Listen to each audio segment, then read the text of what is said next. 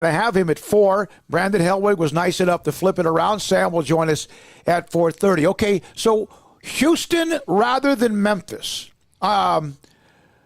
UCF maybe rather than Memphis. Sometimes we think Houston rather than Memphis, but maybe it was UCF rather than Memphis. UCF is basically saying we can fund our own way. We will handle whatever we need to handle.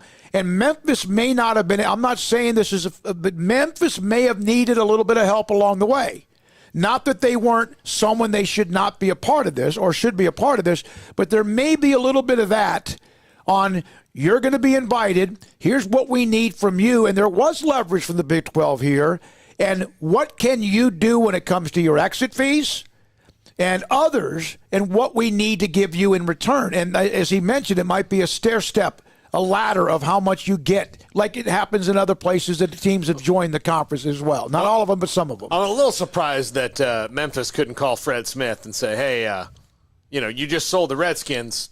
How about some of that money coming our way? But maybe that's not really where they're at. Maybe he's fine with sponsoring something, but not paying an exit fee. Yeah, he can't pay everything, right? Yeah, exactly. So, look, even T. Boone Pickens had his limits at Oklahoma State. Where it's his money at the end of the day. Yeah, exactly. So it's not necessarily like FedEx can sponsor something, but when you're talking about exit fees, that's probably not FedEx. That's probably Fred Smith's own money to go into that. So I think that that's probably a lot part of it. The other thing is, one of the things to why Houston and not Memphis is simply Houston is a top 10 and top 5 market, depending on the fluctuations. And the difference between 5 and 10 right now is not very much. It fluctuates year to year. And Memphis is number 51. The population center is a little smaller. And if you're the Big 12, it's probably population centers and alumni bases. It might be a little bit more important. One of the things on Memphis, and from my sources, one of the things is that they may not have even responded. It's not. I would not think they wouldn't pick up the phone and call the Big 12, but there could have been that they did not respond. And UCF saying, we'll take care of our own bills. We'll take care of our own exit fee. We'll take care of this. Hell, they might even say, hey, we'll pay you to buy into the Big 12. I doubt that. But, hey, you never know, because you have teams who have been waiting for this moment, including Houston and the others we've mentioned. And all of a sudden, this thing has turned so quickly. They want to get in. You show us how you want to get in. Even though the Big 12 also needs them, they need the Big 12 as well. And there was a thought here in the last 2 or 3 weeks, 4 or 5 weeks, did anyone need the Big 12? Remember a lot of that? Well, I always felt like, hey, they're still a Power 5, and they do have a contract through 24-25. The best relationships are symbiotic, like the Rhino and the tsetse fly. The tsetse fly keeps the other things off the Rhino's back. I don't know what it does, but they're symbiotic.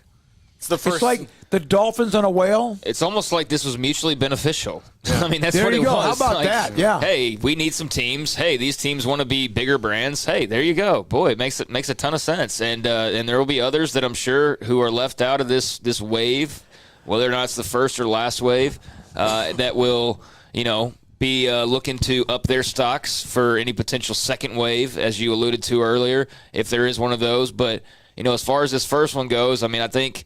As far as timing, getting this done quickly, getting, T's crossed and I's dotted and just moving forward, I think was the healthiest thing for the Big 12 to do. Now, obviously, there's still a lot of things to get sorted out here, but I don't know about you guys. I feel a lot better about the Big 12 now than I have at any point in the last 6, 7, 8 weeks probably, since Big 12 Media Days. Late July. So in well over a month, this is the strongest I've felt about their chance to remain alive, basically. Now, I do need this GOR question answered, though, at some point, and I'm sure that's like one of the major things they're trying to figure out. But in my opinion, until we hear something about the grant of rights and that being extended, this is like a celebration for something that could last like 3 years. You know what I mean? Like, what's stopping West Virginia if the ACC starts feeling froggy, although clearly they have no interest in West Virginia. They've had every opportunity to add them. I'm just using that as an example. Maybe their mind changes because there's been so many shifting parts. But, yeah, with that grant of rights question, I have to imagine they're going to have everybody sign extensions. And then at the same time, if you're Kansas, are you locking yourself into the Big 12 for 15 years? But, hey, this might be what you have to do. They're not going to do this without having some sort that. of that. But, it's a legitimate point. Yeah, it's just we're going to save ourselves for 2 or 3 years, or we're going to have something that's going to be extended. And that's why when you start to piece together the 4 or by the way, possibly Chapter 2, this is what we want. And so that, you're exactly right. Yeah, and I would just like to know that for just foundational purposes. I did to know, ask that to a couple of people last night. We're all in together for the next 15 years or whatever it ends up being. That would make me feel good because it hasn't felt that way for a long time. But I know that's part of this process. And, of course, they could all sign one, and then if Kansas gets a Big Ten invite or West Virginia and the ACC – they'll pay their buyout money. I mean, that's that too. Well, I'll tell you this. There's always people you can count on or come to get in touch with when there are things you need to know, and almost in some ways as confirmation. There are 2 or 3 that I always could go to. They have not responded to me for a second. Not a text, not a call. To me, that's good news. Yeah, I mean, to me, that's good news. Well, it's too close to say anything or confirm anything. Well, that's good news because if it's no, it's no. Because if it's no, they have the opportunity to stop it in its tracks. Or say, hey, you better check yourself at the door before you say that. Yeah, and I'm not trying to get hung up on that point. It's just it's a very important point because that's what all this is based around. But, let's just assume that that's going to be taken care of and assume that had to have been a major part of the discussions with all of the teams involved, including the current members. Hey, good day for the Big 12 in my mind. So what if, in fact, the Bob Bowlesby accusations against ESPN, which was basically tortious interference, and you're trying to kill us, and it was with the AAC? Who from these 4 are a part of the AAC? 3 of them. Exactly. Yeah. So you wonder if that, first of all, kind of calmed the waters a little bit, or at least shut the door for a second, and then if, as was Craig saying, is what's the extension of any possible grant of rights with the network?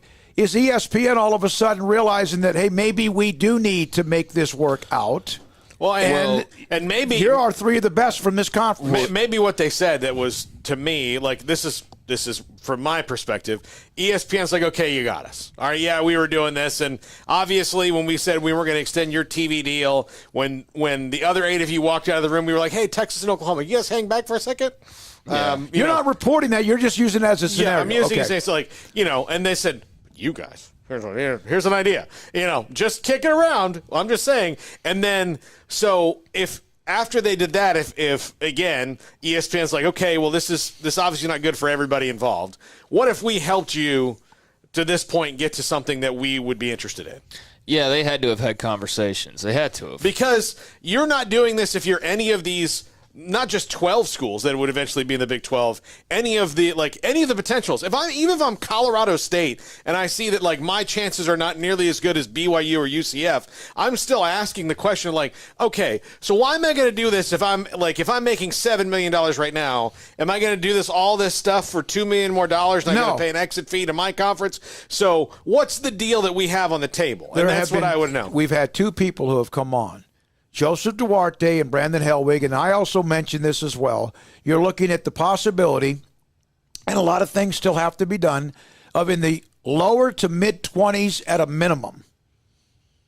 And that's what they need. That would come from talking to networks. That's not coming from anything that they would have put together themselves. I can't imagine. You'd have to have the network's input on what that could potentially look like. So, yeah, I mean, maybe that little threat simmered the water, or not simmer the water, but calm the water enough to give themselves an opportunity to kind of regroup and have ESPN back off a little bit. I don't know. I mean, I'm sure that's something that we'll learn, over time, over the years, when everybody starts telling their tales of how this all occurred. And I'm sure there will be books. I'm sure some dude from some UT or OU website's already working on the book for, the move to the SEC. But, yeah, there had to have been some discussions. Well, and if you're ESPN and if the future's about streaming, do you want to send something to another app?